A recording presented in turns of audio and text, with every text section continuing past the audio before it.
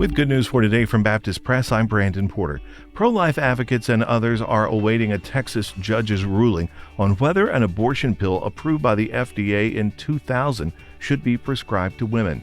Alliance Defending Freedom is representing Christian and pro-life medical professionals and advocates who are urging a federal district judge to issue an injunction suspending or revoking mifepristone while a court challenge to the pill's safety proceeds. In the unprecedented challenge to the FDA approval process, the group contends the FDA illegally approved the drug in 2000 and charged that the drug is not safe for use. The Southern Baptist Ethics and Religious Liberty Commission has called on 9 federal agencies to revoke a proposed rule it says would unduly burden the rights of faith-based organizations that take part in government programs.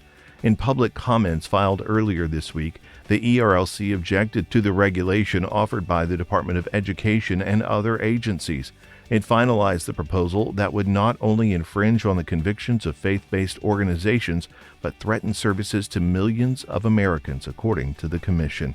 The ERLC urges the agencies to rescind the proposed regulation to not only fully respect the First Amendment and people's rights of all faith, but allow those on front lines of serving the most vulnerable to continue doing their life-saving work. Good News for Today is made possible through our friends at the Voice of the Martyrs, a nonprofit organization that serves persecuted Christians around the world. Founded in 1967 by Richard and Sabina Wurmbrand, VOM is dedicated to inspiring believers to deepen their commitment to Christ and to fulfill His Great Commission, no matter the cost. Find out more and sign up for their free monthly magazine at vom.org/good news. A Lifeway Bible study on Baptist Press speaks to the final moments before Jesus' arrest and subsequent crucifixion. He seeks to encourage his disciples as he knows heavy sorrows are just around the corner.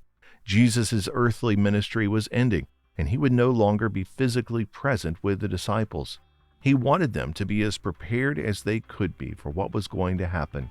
Jesus also wanted them to know that he was going to prepare a place for them, and he would one day return, gather his people, and take them there. It's in this context in John 14 that Jesus tells them, "I am the way, the truth, and the life. No one comes to the Father except through me." As we await Jesus' return, may we be found trusting in his promises as we share the hope he has given us. You can read that full Bible study at baptistpress.com. While you're there, make sure to sign up for our morning and afternoon emails. Thanks for listening to Good News for Today.